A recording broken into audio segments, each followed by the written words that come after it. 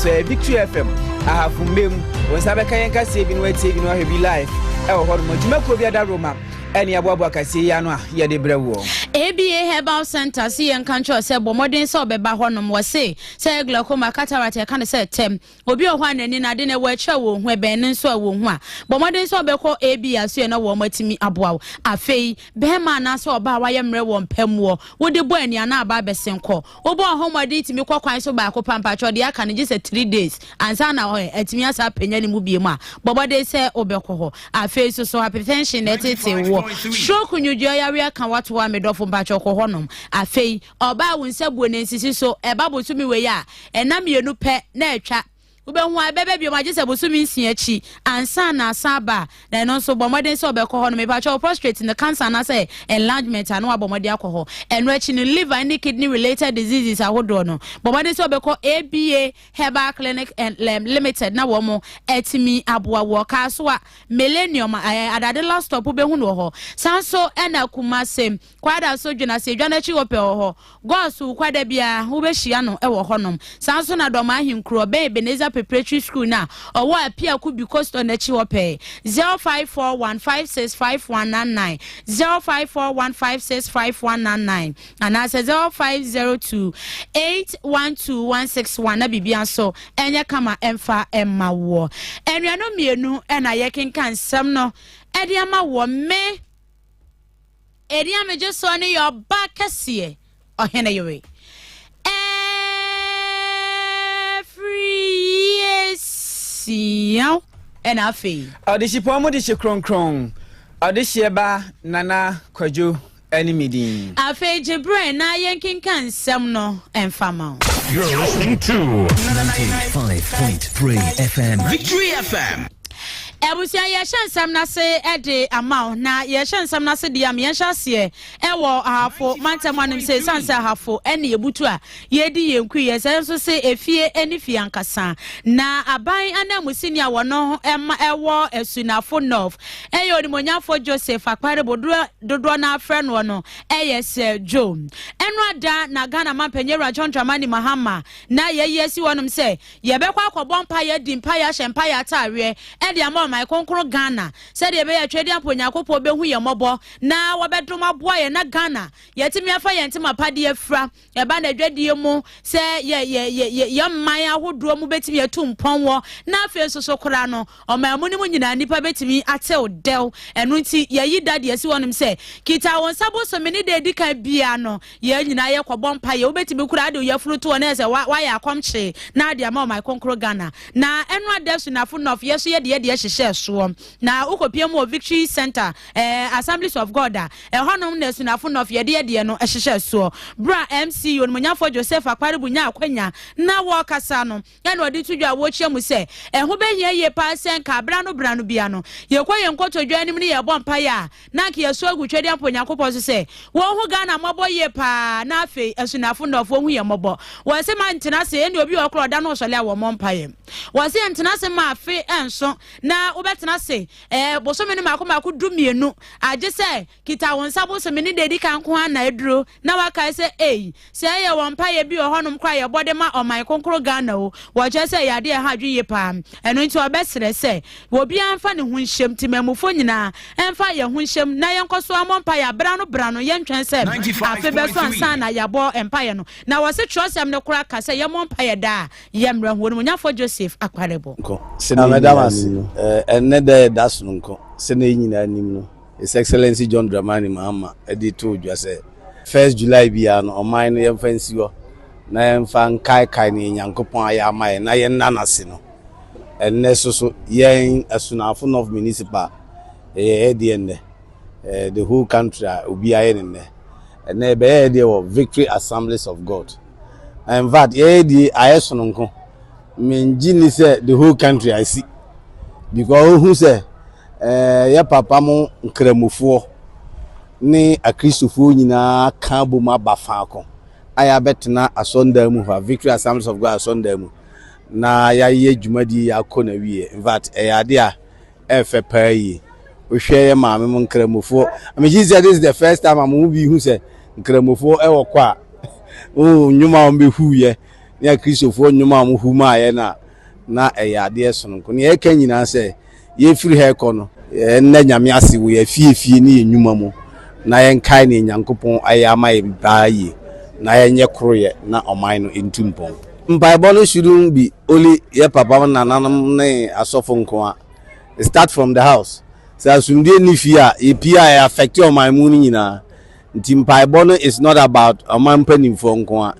ye ma wo fie abusua wo fie adwuma mu nananum aye no mo ebu oman no ne asofo ne imams fo nyina aye no mo ka bombu oman no obia ho mpaebo ehia te say mpaebo a boy a it cut across ye da nyame ase wie na say sere mpaebo e de masa nipakuo nyina nti obia em ho mpaebo no de ehia e de ma oman na e say tokoso ye bom mpai na opanyin sanso to an kase so no nyafo Joseph akwarebo to an kase so no odi tudwa woche mu sem na anu ada reho sem esi won krampumpuni mantamu wo sisese nso mu na kra na ade hye yam hyehye wo mo ehohura japade ne akra koya na ya reho sem no wo so obesrem enema ne bi ho no ma ya na ye nipa ne ye obi oho a woni mpefe se ahanom ye nsuo kwan mu nanso ahemfo binom asabio wamo endwini nipa ho na wamu tiesi wamu ti so aye tipon kwaso tienti no watwa wanom de amakwabra ne se onsi dansi ho afenso nya ka ne ho pe na ade hye ensurugugem waso obesire ye pa enema ne bi ohonom a yen Ghanafo ye betimi asesa na mana yeye ye betimi asiesia mana yeye ye betimi asia no kwan mana yeye enu nti obesire ye pa ni titu ne ye na hemfo a wamu twetwa nsase edema de hia ema musidan ene wa ye twa asase ne de ama no kwabra ne nim se bebia o feel asidan ana wo ye ni project o si ni filling station wey ensu obeyira fa ho pe ensu obefele na wasi wo wi ade o wona chi ana so wo ni nchemu ni nso ni nyiri enkwankwafa no wasi ni nyina ye eneye ne anamon a aka ye Ghanafo ebetimi asesa ya adwende afiri ho se de ebe ye nsu yira hodo a emre Ghanafo ahohura japade ekono ye betimi asi anokwan Ben ansane na niesi wa akra ya human activities na lead to that ntina me sre ye papa mo asofo ne imams ne traditional leaders yentu yetimamufo no fo na activities a especially yen wonsuom esi adan wonsuom esi nsuo kwan no ya hwe ye ne ya ntwa so a ye say no some years to come mra ye mu ya free awiase ekono na ye nchiri man beba no na ha bedan te say ni esi wa akra na ehunu wa chirichiri be pa say activities ye hwe ye nti ye besere say ye de asemi be consori da mu ne mocks ne traditional leaders omufie ne yakeka na obia adanani en ho so na afin saase a ye twitwa ede ma timamufo ewo nsuo mu no ye besere nananam omunyai ye nsusu a ye koto saase ne wo pebre na uze hade nsuo ni ho no nsuo to a eho ye waterlock ebeba be fa wanya kwan a obeba wura odam ti ebesere se ye behwe no na yaye ni yi na yatimi ato akono to so atenase ewo asumbi mu MC nka we de ni titru de gina mo mensira assembly no so sanse mo na betimi aka se ne he Odehyieba na Qwajo baby awusi dan esie yensuo kwanti fafiri ho wanda baby awode waburu san yisi enso to ebe ha adwunu ebe no no mase ntika yifiri ho en wo se ye no kore victory for ma adwunu mu do papa dia mo kan nyina wo mu enu nti wo mo mensira sambiri no mo bom homoden ene e wonni a ye be ho se wusi dan de esi nsuo kwa mu no se ye be kana wantie na so be bom fi taduku wachim wano e de ahwe baby sese bio baby uyu baby anabo se wo de wunti obi a wata asode abode a ne mensira sambiri no be ka bom wo mo ne nadmofo be ka bom ne se wo dan yo se ye de yo ye be ba broskoto akoto be 95 Super assembly so no ye wo mandate pa se ye hwese sempo nanamo ade asase ama obi a eyensu mu a we have the mandate to stop them I hwese ye na emema permit ema nipa na akosi now this time no ma permit kura be go na dan na kukura ide asiwo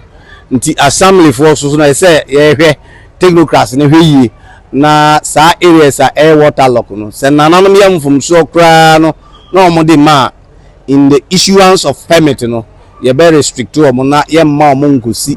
esi nsuo mu na nsuo no be hiri wanya baby amfa no waba wura dam nti we will also do our part sebeya ebetumi ato akoso aye kama ide amaye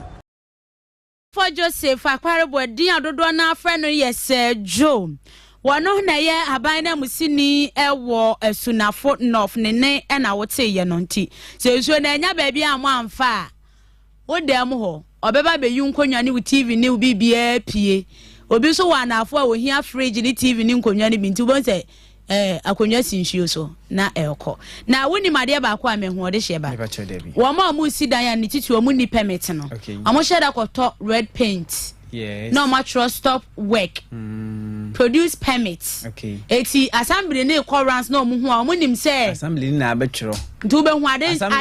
say na dan na ekosoro. Assembly na nimra wo na 95.3. Mo amo yesa ne munya eye suban bone wonyo man bapa. Ko basa obo man. Oya man bofo. Ye ka man bofo a oka ho. Oka ho no kre. Na sane anyumtuni bi eto ne nyum se empaibo mu ana me hu se Yesu ede ne nsa kamene yampa na enrada Ghana Mampani His Excellency John Dramani Mahama da we Yesu o se Ghana fo nyina ye mompaye se ne be ya ne timemufo e wo mayimu ye so e be hu se yes indeed Nyankopon ye mpaibo no wotie ye nyina ekohia e ne Victory Center e wo go so ye kokohia ye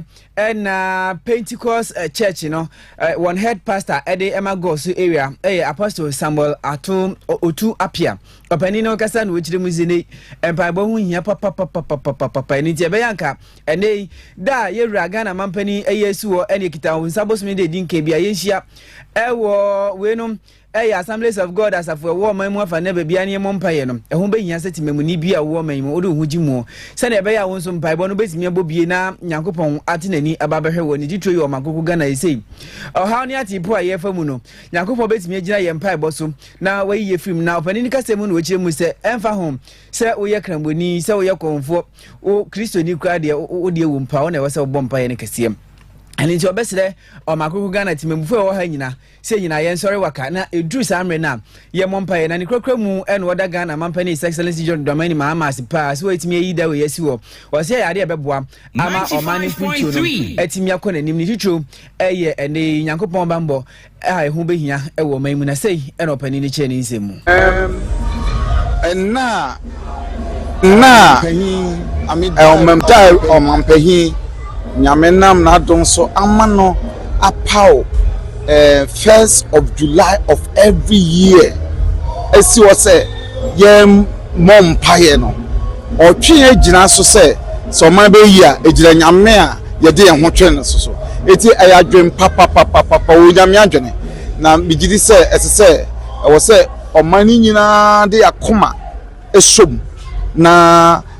adia odi aba no ye nyina som na ye bompa na ye de nyame ase was okwan odi etu na ye de ye bompa ye nso okwan de anim no oni nyame no onso ye mu na onfa ye ntwa omampan wa ya de owo nyame adwene enti ye de nyame ase wonia onam no so aye ya de nti ye na nasisi otimi yi sada ne si wo se Ghana mama fa na bebia ene ebosumi nso de ninkan ye nyina ye nhia na ye ntimi mompaye na opani ni to ne kase so ene wo chemu se o mse oba o makoko Ghana mu ase ya twedi ampo Nyankopon abɔ ne ho modin kira ye papa ene ye fom agudi ahodo wo man mu ne ye fa ni se gold ye tubi bauxite ye tubi ene bibi biara open wo man mu wonsa beka bi ne mu se o makoko Ghana timemfo ye wo man mu ya na so ba padi na ya hwe na afa Nyankopon asem a waka ede a che no nimra nsem du ye ni so a ene ade ye fa ni so obre ye bebere papa nti obesele timemfo wo man mu ha nyina se be ya nka ye mfa nyame asem na ye ntimi eni so se ne be ye o makoko Ghana 95.3 na ni kwekwa mu ene wo kire mu se nei se o man no betu mpon a ade ye fa ni se wodo ewo ye mantemu ya ade ehia peace and unity ehu hia pa ede nso sei ene wo kire mu rade enam akwanhodo bebre so ene odi ehira oman bia wamaye natural resources but natural resources nko ano entumi ma oman no entumpon Jesus subampa onu nyame pese ye de boye bra no ye de boye bra enu ene be ma natural resources na odi amaye no yenya ho mfaso pa yaman se galamse se obi eye pesem kumnya na odi okoye galamse no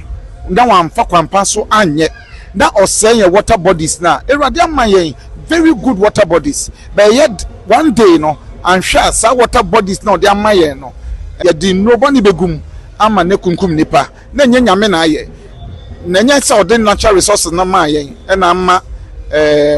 oman nkoso na mom the way we have used it, your character, your suban, your de boy brano, and no, and na aha or mino. It is on mine on the coswa. And yam pie bon, and pie bon here pa, but your bomb piano. Ninya mea sama wakano, I was here this one. Your boy brana and the pa and the values are, but the damn mayan, no, your de boy bra, and none of them manna a day. To me, see your man how I know quite a mum. Subapa. And I was said to me before I wore my more than a dear, send a bay or man, a bit which Mamma Yamuti, Apostle Samuel Otu Apiawano, and a area head pastor at the Emma Church of Pentecost, Gosu area, and artist in Samahudo, Etujam. Why so good so I would tell Vichy, I can't cassia, and I say we are prompt to break a sea word your crew no mature poor me and son. May transam no so dear money, of course, Jinamu, Ewa, and Radam. I, a Dania, yes, you want to say, oh, my money, and I am one pie and Yanko Poisson, and no. Na kopiemu ewo enkranza so enkranza northa wa mo so eyebia no ewo bono mantam no emum na enei wa mo de no ekoso ewo bonsunya SHS assembly hall ene no ekoso na sade adwumade na esi kwaye no empanyefo akuku dam anamposa amanyofo a wa mo di mu enyina kopiemu adwumade no ase onmonyafo efa Patrick DC ewo enkranza north obabi sanso ena wonmonyafo kwasi Joseph Mensa wano so kobi mrashe bedwane osomade sha wo mo won kranza north na ameyaw yeboa wano so ekobi sanso na na yaw yeboa wano na ye ohena wo sika wano so ede ne monyam kopie dwumade na se Reverend Jacob K Renchi anase when she wano so ekopie mo dwumade na sem na wabra wo mo ede no mo de hyehyɛ so no asɛmti ande da so no was say resetting our values onmonyafo efa Patrick ene Victory kase etwetwe nkomo na ne nsɛm wo no de tudwa wo kyem se ɛho behia ye pa sɛ Ghana fo nyina sa da ye de ɛho behyɛ mu na yetimi abɔ mpa ya so egu Nyankopɔn so sɛ de be ya wo betimi ɛho ye mmɔbɔ afa so so kyerɛ sɛ ɛnyɛ sɛ yɛ kwa akɔbɔ mpa ye no nko a yenye ɔmanfo a yebe pese yebenya sumdue afeso so yebebo ye na sumdue ho ban na enmonyam a Nyankopon ede adom oman konkro Ghana no yebetimi akramu yebra na wo kasa no sei enodi tudwa Radi dia yemfa emompa ye emfa entai ye Ghana my achi no kwasem no se afuwe no na ye team no resetting our values to build the Ghana we want. And then the fact I can't Obia say Ghana be ya Mambanina, Yaset Yaset, Yabua, Amagana, Ayi. The discipline, Juma, na Yaduma Shawonsana, Utini Yemia, Ghana, no, I can't. The can be a far, and Sira, nowadays, Abba, the Yamina Yahu said, and yeah, Nipabako. Yankasa, the actions and inactions, Ekahubi, and Apua Amasane Manoso Abba, actually say, we are AKA, especially Tato, Adema, Edu Gatam, 2, yes, Danya, baby, and yes, Dana, Yankee permit, and you know, I was a yes, resetting, the sign a highlighted, and Yama Binum had to say drug addiction, drug abuse, and in Yama Abayama Bunu Emu. Yena yeso sayer to be anon ya character na ye koyani ebio we say so ye dwuma yeni na ye de wato adwuma no a e de ne wasede homa ye nkase ye moral character no ebesesa na aboa ama Ghana ya hwehwe no yetumi anya no pepepe ama bibia aye kama na no aye kanko e ka bibi efa ensuyira na no adai aba ye nyina ya hu se enye nipa baako the Yankasa, the actions and inactions, Ekahubi, and Apua Amasane Manoso Abba, actually said, we are AKA, especially Tato, Adema, 95.3. Yes, Danya, baby, and yes, Dana, Yankee permit. And you know, I was a yes, resetting, the sign a highlighted, and Yama Binum at the said drug addiction, drug abuse, and a Niama Abaya Mabunu Emu. Yanina, yes, a Saya to be ano de Karatano, na Yakoyan. If you realize how you may need, they are the what to a Dumanoa, a dear no was said here. Mama Yankasi Mora Karatano, a Bessa, na Abua Amagana, Yanushano, your to me, I am Pepe, Amadia, I come. Eti onipa wotini ni onimonyanfo Efa Patrick ena wote se wakasai na ne krakra mo no na Reverend Jacob K Renchi enso ene Victory Kase atwetwe nkomo no ene gina ya papa no masofo afi enso so wada na nanu matranko nyanyina asese wo modi omani monyam beta adwumadie no echi ema ne ye fe afi wo se abreni abribia no se de ye no ya mamoden se ye bebo mpaye na afi enso so ye bo mpaye no ye nya adwene mu foforoye adwumadie se ye kama ya de ye fe bi se nyame ono na ohwe ye so na ebo ye ho bai se ye hwe ni nyankopon ayama Ghana no ya de asese lady Daniela no yetimi ka ye ho ko medi nyankopon asida edima no bi se na wo pro because ye hwe Ghana economies say the esigina na so na pe na yare ewe ba na pe Ghana yetimi film na bi antuye na eneso bara na okoyi ewo man ahoduo mo but nedie ye Ghana for the yetiasudie mo ebrebia enti yada ye disi yase se watimi aboa ejina omampania nan mo na program etise atiya ebana weye enai yami onshira Ghana onshira yamampanye onshira obi biara oya Ghana ni ba no ewo Yesu ni mo na pe ni ebaka ni se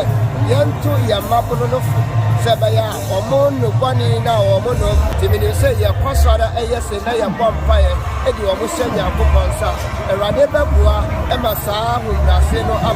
ama emafra no atimi eyede abaye daachi empayefo onipa wote se okasai Reverend Jacob K Renchi and out so de some to Jano or the sansem when you know to Janada wa Brian Kranza North mentioning no muno wamo and so a day national Thanksgiving National Day Thanksgiving and Prayer Service na chef so eti and out so de somewhere to Jano na this ready name mo hwampa no bone so kan ho asem ya de beboa and yes say National Day for Thanksgiving and Prayer sinti yentufo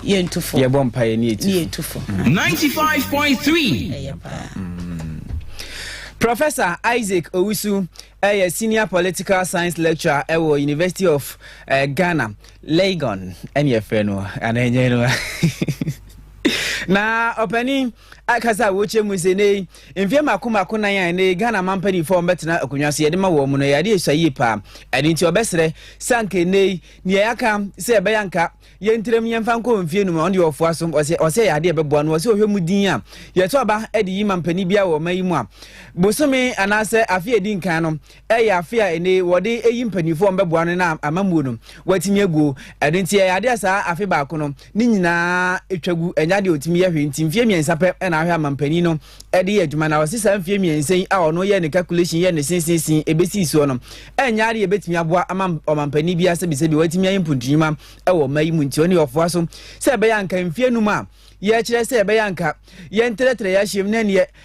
ye sinsinsin ne ebubu ye ne ye best start e de free Ghana mampani His Excellency John Dramani Mahama so wona na first person yanka 5 years ye obetimi arulie apani Professor Owusu Isaac say of Waso, extension of period of 5 years now is in the right direction. This proposal, you propose President Kufuor, Tobekaya, Tamana Ofi, presidency, at the time, Kufuor made that recommendation. He increased the term of the president because 4 years, based on that, I probably ask and I think he has a Ghana for a penny 95.3 4 5 years. So the fact is, given the way I actually say Ghana had continue increase president term. It is a way increase president term there. It must go with members of parliament. I didn't say ono hwe mu ye padia emfie nan no nya de bebo ntie entretre ya hyem ni mfa nko mfie num na ne krakwa mu eno de tudwa wo kire mu se nei MMDCs and Metropolitan and Afe District Assembly. As some penny for you more modern, and also Abba told you say Bayanka Yan to almost no penny said, no so ya dear Babwas in a bay, and bit me candy for papa. Ewa ye mansi muno medi and him send a bay and ye puntu new manum, a bit me akoso. Yes, for about MMDCs no so very good. But you perceive to almost about we have to be very honest enough as Ghanaians. Yen say about where to or district level no election of assembly members no. It's on partisan basis. Into the home here says and we should just make it partisan. Now will be away interested no he contest on the ticket of the NDC, MPP or CPP. Now yatwa momo. Who will be to say South Africa amount for the political party only for district level elections. No, I'm not interested in the presidency. They are not interested. I'm not forming a political party now. Only for electing people to be at the district level. Intimate proposition we should do that. Clear, yeah, clear. It is a binding. I am for you 2 assembly members, district chief executive. We are their first straight. You are supporters who are. You are supporting from election of assembly members who are do so. Then let's on the basis of the party. Simple. So that from there, no, Obian say, a question say, where NDC, what home the Yantumano. Yaman say, that electoral area where MPP ni, upon home the pa Yantumano. Then we are good to go. We are good to go, Ampa. Adishima Maniamuti, a senior political science lecturer at University of Ghana, Legon. Professor Isaac Usunati is what in Samahodo Tuja, which we say Bianca. MMDCs yento muswaba ebebwa pa na ye kwa kopie mu ewo UMAT na hono so professor ba kwa wo mu dwumadi omudie pa ne se wo mbe kire kwan a ye fa so a solar ho sensem no ye betimi abo ho bra na etimi ayeyie no Professor Christian Kwaku Amezovi wono ene Victory Kase atwetwe nkomo na wo se senka wo betimi a anabo se mampanyera John Dramani Mahama ne ndisi abaye omuti soi wo mu betie ne pa anka to aboda deda yen solar system so ni titu o se we na 20% no e ka yem roskoto fan kwankwato baby se de be yam e betimi aboa yie pa na wade sansem we nyina no atu dwa wabra UMAT for wo mo 30 professional integration lecture no e course so na asempti and that so no say driving the green energy transition, translating Ghana's LPG adopt model to residential rooftop solar PVC system PV system and our day sansemi etudwa na ne kasem no che say ye hwe solar anko no kra de ne ho asem and she da nya bibi din bia na so na ye hwe toa kase aboda eda solar so 20% yade a ha dweye pa etinkato no ye nya ne kuma kakra bi wahu na ka ye kama ba se ekoye to kakraka eya na ha dweye pa bra na wo kasa sei no cheche ni nsemu ede kyereye solar ni se yuzu yanzu yuzu ana abanzo uzu nye bi va ho uzu awo de taxes that to panels no so ama abona ayede it go want to mean to it any time wo ka che obi say oh na unko solar na so solar de anybody no but yes as I say no price na are competitive anybody desire in my lecture no my show anybody desire it may catch a man use taxes no fish and otina ube won dey especially those in that sector 95.3 in solar money budget and they will give deals to people or they will go from home to home and telling people this is the benefit of going solar. Banks no crowd to have them some loans. Oh, now go for chanka crank. Not long, no material now acquire modia. And after 5, 6, 7 years, woman say free almost use energy for because material and okay maybe. So it's slow because some market in comfort then they say, oh, solar anybody. Oh, solar anybody. But me patches time my static as in a check. She say no technology aba. Inti price number low, papa. Aba so low. The price no end to me near zero. Inti time I say then the price no end to me by zero. Bibia ni wa wo ya wo de check. So Into manufacturers, no young so into no more 95.3. Young starting from somewhere, and everything will go over for us. So I say use. Onipa wote ne kase Professor Christian Qwajo Amezovi and wote so de nsem etudwen. Ma yentu fam na yenkoko piemu ewo Doma Central na onimunyamfo no ejine mu edema adehia wo no ewo Doma Central semrahye bedwani ewo mrahye bedwafie honorable John Kwame Edu Jack esoni din subi na opani ya nyame so adwuma papa yasuko piemu ewo Doma Central ho no ma ene Islamic community no ayo won madwen se wonum ebesi we no Islamic JHS ede ama emofra won wo se ne be ni won adehwemu ebetimi atumpon ne no ena ene abra na ede fito ekoso na mpani 42 dwa se obesere mrahye bedwani ni se be yanka wonum ehia akade ahodo obetimi ede asidan na opani ne gitum se eyampa Baso Baba Sum Womunti, Ario Betimi, Abra Womu 100 bars of cement. Na Omode Ashe School, Nasiana, so Mode Atwa School Nisi so. Na Ampani Yampa, Opani Born, Umodi, Eto Cement in Jenny Nemu, Ade Emma Assembly Member, Wonum, Ewo, and 4 electoral area. Honorable ya insiansa. Some of Uncle Company for no send a bay nay, Wamusube say yes indeed, or Madi Sadio Modi Editune Nimunum, Ninano, why Eddie Amomuna, Openino, Edino Manico P. 95.3 MP and Assembly Janino, Asha Bossy in the Obetia Bois, Ama Mumasiam, Etumpon, Emo Doma Central, now we cry Wayanum, Ashen Sudia, HS, yes indeed, near Wakanum, Insoto, Riabu, Wabeye, Erintino, what did they were seeing Kente so Betimia Bois, Ama Doma Central. Addition etumponi entiesene opani Eric Ensia echeche nsemu eriche nchemchofo abra woni wo muhiaye na wodi cement ni nyina ehye Islamic community mpanifo no ensa ewo Doma Central awie de ade be nyina ye promisor Doma Central MP Dr. John Kwame Dijak eyema ye nuanom Muslims abra na yedi 8 na efa school projects Islamic secondary school ekoso Doma the purpose ni nyina se bebo ama nwasua ene adesua akoso and the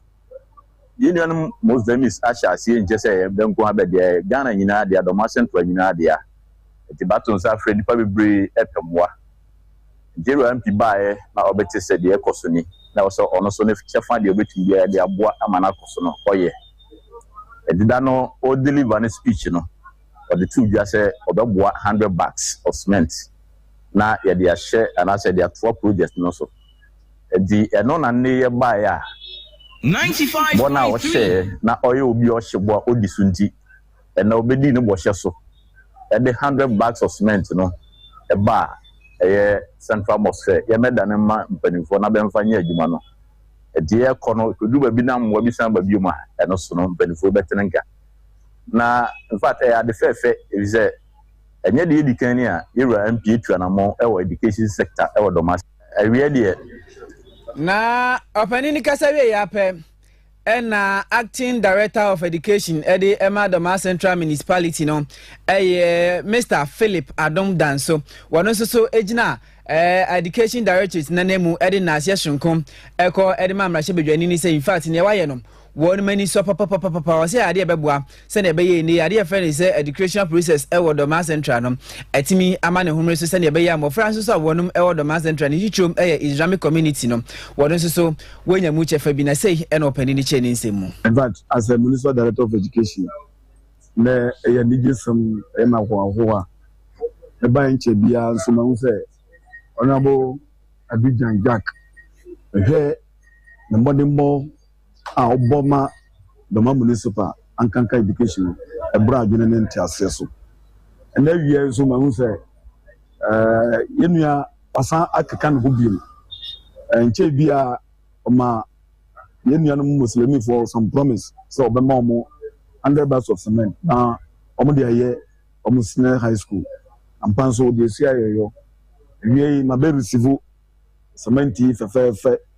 as the municipal director of education 95.3 say and so there are other things obeti na ye the boa education no mean say you see that we are be here be say be a science lab be here be say tables and chairs papa ni bi be here be say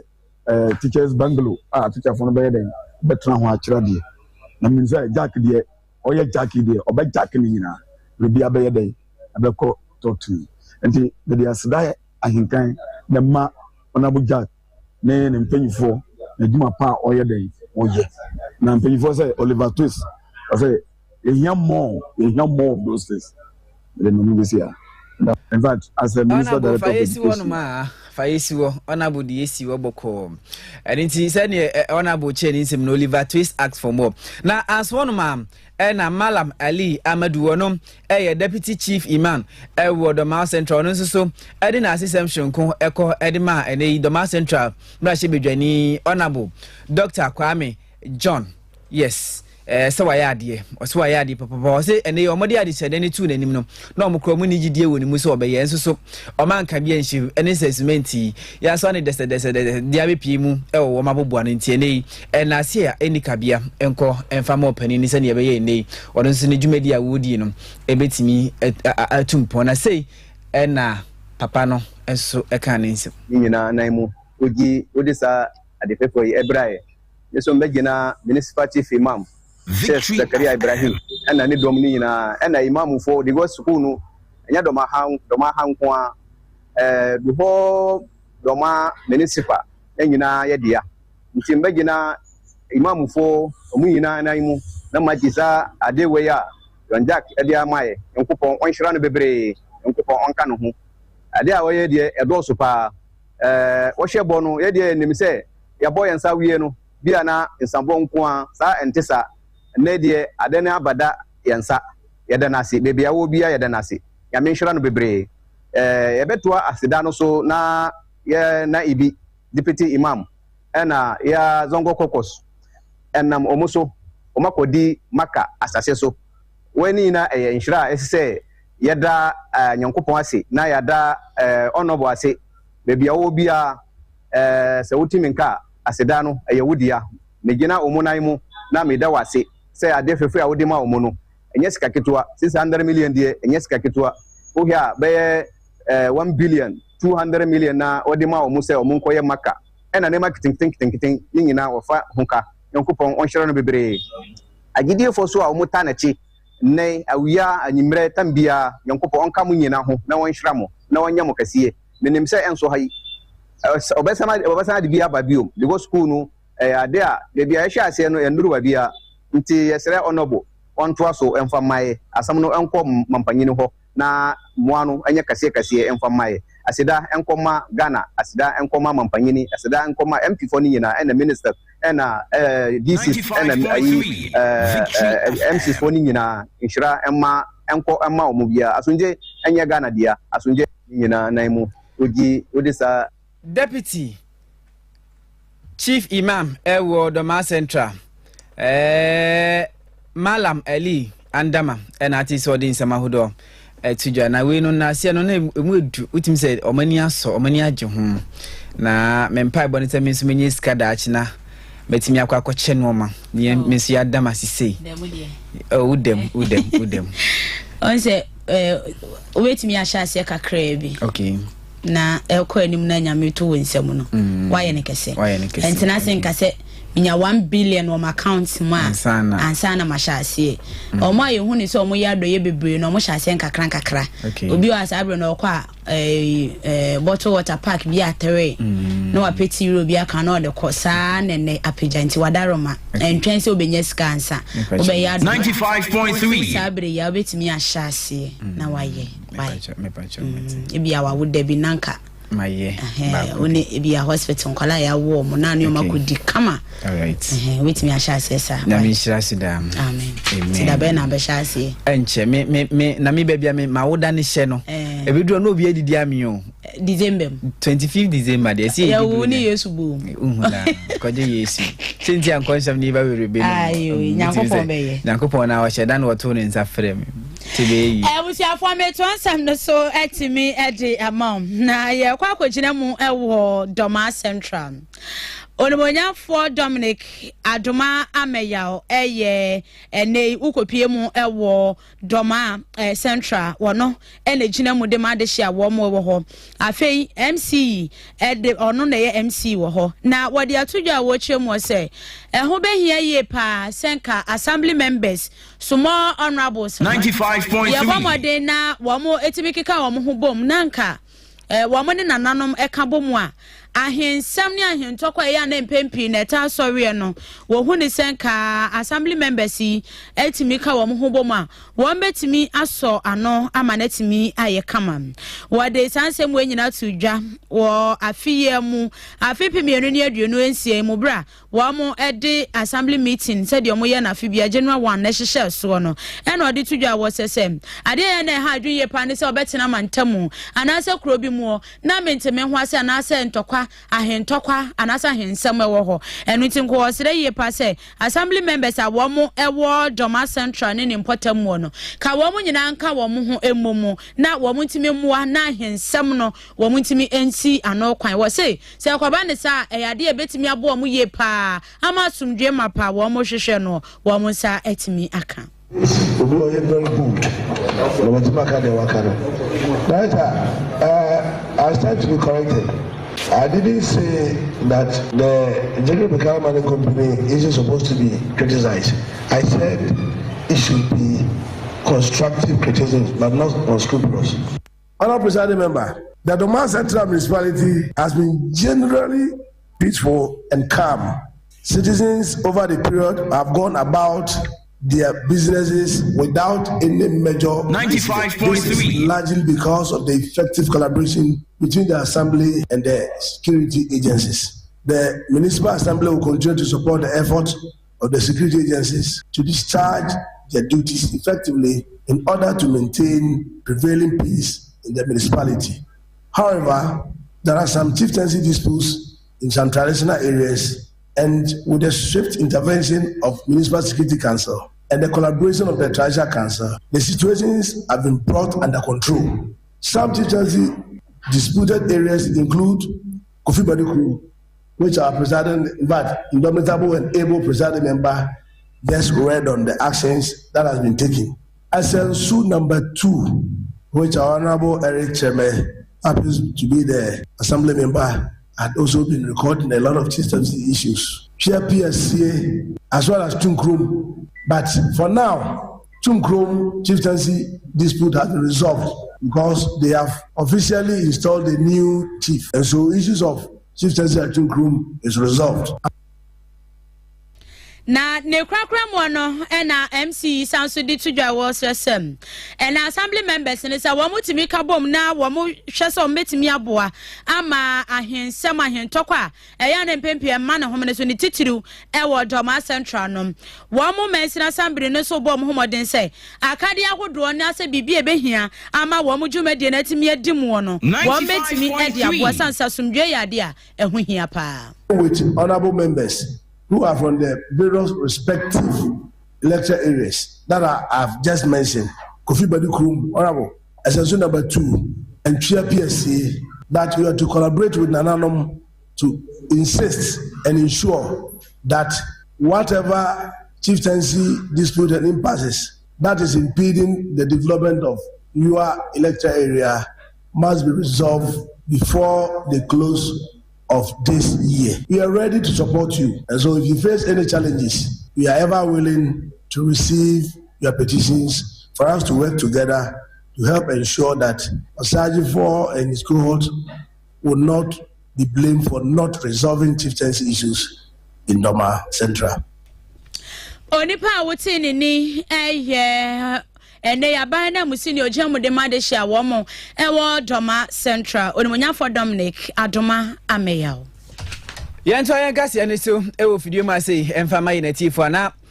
ye ngina mu ewo Doma Central honoma first General Assembly meeting ewo 2026 mu etimi koso ewo Doma Central Municipal Assembly honomo ene won assembly hall ena mpanifo wo honomo nyina ekokohia ye na nsama hodo na ene wotimi adwendwe ho kasafa ho ewo honomo na enemu ene beto odwa se ene ekopie mu ewo Doma Central honoma ene mining company bi atweneti wo honoma wo ba be ye adwuma ne no ena asragefo ese ne itimemufo bi a wono Doma Central e de complete do na e de aba wono ma so ye ene ot wono ma na obi aba oba ne nseguniti bo e o se ene mining company ya ba he emu security anasa abambofo ena atimi achimi adufu mi ama chezemani so nyina abrimie eno ena mpanifo si nsem ne bi aba beto manim na omode omo kaseti papa isanse omode omo ba se omo ba bebo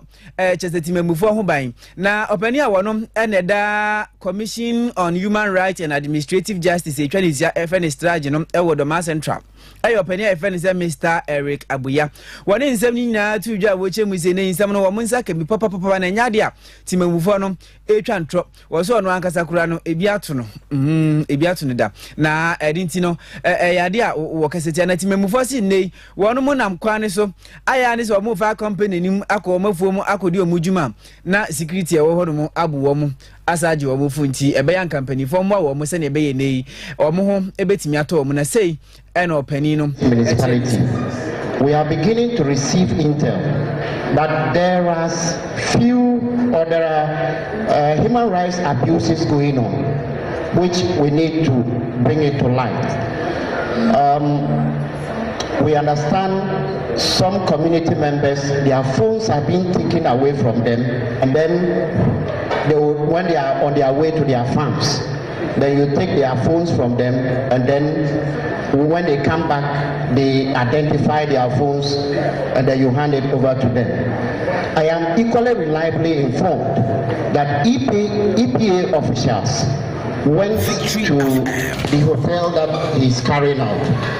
and then the officials were beaten. Yes, the officials were beaten. That is also a human rights abuse. Alinti apanino enu disam enatisa wakasa woche misende EPA for crack ho emevim wo mo na wo EPA kwa Environmental Protection Agency impeni for ko ho se kwa inspection yavim wo mo. Personally, my commission went out on investigation. Behind. My officers' phones were seized and the content deleted. I was there personally. In fact, when I brought up the issue, somebody told me that I was lucky I didn't open my mouth. Otherwise, by now, I would have been rotting in hell. So please, let us advise them. In fact, if you are doing, in fact, I witnessed them welding pump action guns, about 5 of them. So that if this is happening within our municipality, if you are doing a genuine mining work, why do you weld ammunitions around where you are working? So let us advise them on some of these issues. We are not in a civil war country. We are not. For you to be doing genuine work and welding ammunitions. So please, that is the consent of SRAJ. We are here to monitor and report all human rights violations within the municipality. So if this is happening, I don't want to be the officer who would send this information out. Otherwise, even if I send it out and then I'll be transferred from this municipality, I will go. But the image of the municipality will be dented. So that is what I want to prevent. Thank you. Thank you too. Additional many amuti Mr. Eric Abuya. Wono ene Municipal Director of Commission on Human Rights and Administrative Justice. And at is ordin sama hodo tuja woche mu se nei. Wono ankasa nkrofo kra eco inspection wo mining company mu emevim wo mu. Afe EPA fo so ko ho mevim wo mu. Na insam na isi wono mam. Na Municipal Chief Executive ede Doma Central. Odimyanfo Dominic Adoma Ameya. Wono so ede tuja woche mu se nei. Wono mo so enya report ni bi nemu mo be se timemufa wono Doma Central say mo make some reports bi and say allege bi e afa ene ade a yefe ne say mining company no ho a na mahwe na afi eni atimi ada wo se ne be ye nei bibi betimi akoso kama e dia mo na mining company no e bai say ba beboa ama ade yefe ne say mpuntunyuma atimi akoso e wo Doma Central ho no ni mu wo mamba say wo ba be hanipa enti woni se bibisa atimi ato a wo de beche na afi se ne be ya mining company nso benya sumji na o ma ye adwuma very good no want to make the work I stand to be corrected. I didn't say that the General Mechanical Mining Company isn't supposed to be criticized. I said it should be constructive criticism, but not unscrupulous. And I also didn't say that. I never said it should be minimized. All that I said was that our criticisms must be constructive. That is all. Exactly like you have said, it is very, very wrong for you to say that EPA had visited your Azumi hotel site and you beat them. No, it will also not be good for us to listen or hear from one side on about confiscation of your phones at their site. That I think you'll have to write to us for us to also write to the company. The visibility of the guns. The only problem has to do with the said security not being embossed with maybe these are maybe General Mining Company security guards need to be embossed. But apart from that, they possessing the gun also has to do with Ghana Police Service. They issue the permit and the gun registration documents to individuals and other corporate societies. So the question is, if they have been recruited by the mining company as their guards, nothing prevents them from using the gun. But I believe what ought to be done is that they need to be identified. And in Honorable Dominic Adumamian Kanati said, "War with Sagumusa, and an insama okay in Adano, a simple and short. Tietia, so we knew what the mass central now become being Eddie of a mining company in one of say, and some I need the horse any security agencies and answer a body guys are sending a from body guys who are more in Anum, a Ghana Police Service no enoma, a company need to me crack. I say, a young one for almost a bay of Bobo who by name said, Sabi, it took it a woman, no moodins and fundia. I was saying to me, actually, almost a bay, a baby, Jamon, a woman. Ma yenkwanko piemu ewo atoyeti fi mantam no emu 95.3 piemu ewo ehonoma eno ewo baabi ani anwaso bekwai mensene no emu ehonoma na wamo ede na wotwe si honom sede afibia ye no no World Drug Day afipi mienu ni aduonu nsia so wamo de bitimi hihye so na wenu wamo yi enefo no mako dumienu na wamo ehya ase de ye ho campaign ebo ho dawuro echiro mafo se enubone ya de a ehanipa enuti yenhwe ne yenhwe ye ho enfamfiri nubone ho na abra campaign nyina akọ na wieye na womo edi dano anaso womo chef ne nyina wieye no na owura educhum Jima Dennis any victory kase atwetwe nkoma na wo chire mu asem saade ya ye hti wonom se World Drug Day ye de hwe na ye de tu yen ho ye ho fo saade ebe ya womo asabio womo atonubone mu ntente womo befiri mu afi so kra na obi ahya ase na wonom a wono so send pa no betu ne ho fo ababe ho se enubone ya de ha adwen ye papa wose se wo ba my Ghana manum se ya kamia kwa ye se nubone abeya ade bia abe ya ye used to afi nipa ne se wonum nubone na wandwene enhu de daachi ebeye no wose se kra de ma na agimu entintiman ye pa no ya de a ha adwen to obesrem se obi bia nka momu wo mo de ye o mafam de na so mo nyina obia timamufo nka ye humom se de ebeye nubone ahodo a ati atese ewo my Ghana manum se no ye betimi etu ase 95.3 persistent issues, new challenges, innovative responses is both timely and relevant. These activities have been guided by one objective: to educate, to empower, and to prevent before drugs destroy our lives. I'm particularly proud that this campaign represents the first structured regional World Drug Day program undertaken by the Western Operational Command. Rather than limiting our observance to a single day, we deliberately chose to engage our communities over the several days because prevention is a continuous responsibility, not a one-day event. Ladies and gentlemen, although the Western North region is blessed with hardworking and resilient people, we are not insulated from the growing challenge of substance abuse. Our observations indicate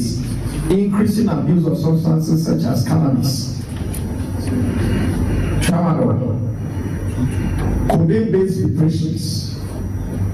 alcohol among the youth, illicit mixture of tapentadol and carespondol, commonly known as red, and cannabis-infused alcoholic beverages, with the popular one being the famode. We also have the wheat toffees, the wheat cakes, the lacquers. 95.3. These substances continue to threaten the health, productivity, and future of our cherished youth.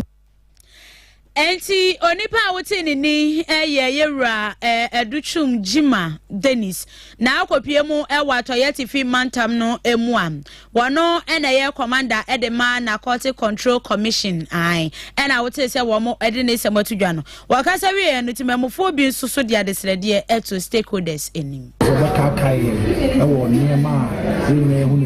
it comes to drugs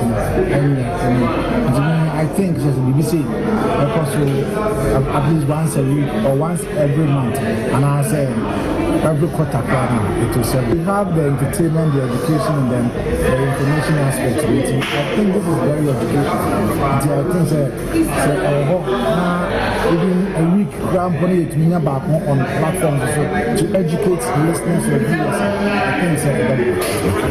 give you, and that is your body. And so when you put drugs in your body, it would never forgive you. It would go and come back, and it will affect you. And so let's be cautious when you are taking in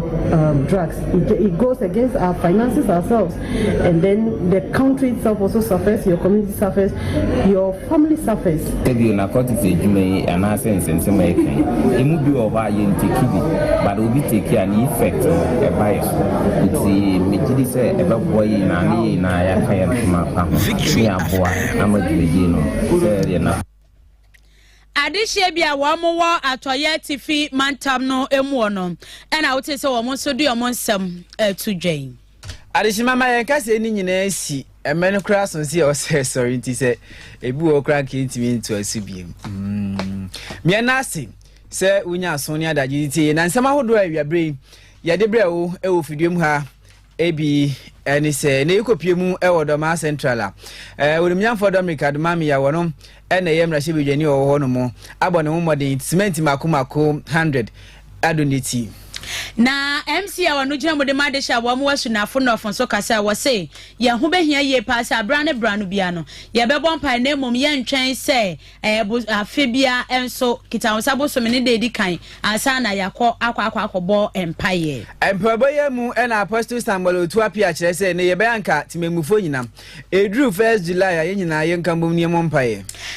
Professor Christian Kwaku amezovidi tujachwe musem ho behia ye pass eto ahodo a ededa yen solar PV system no so no ka ye hwe na yenyi emfri hono weni nsembia kan hu bi ne yeboabo ano se prem tebere kase e wo Victory FM so ede besum awiabre na ye na ABA base wono ena de sika ne sika eson yase awiabre ma ye nsuo no mu ma de duani di ye e ma nuanum yinum ye betena ase ekinkan kase e de e ma wo na ye so ye gi brani adaje e kan kase e ye me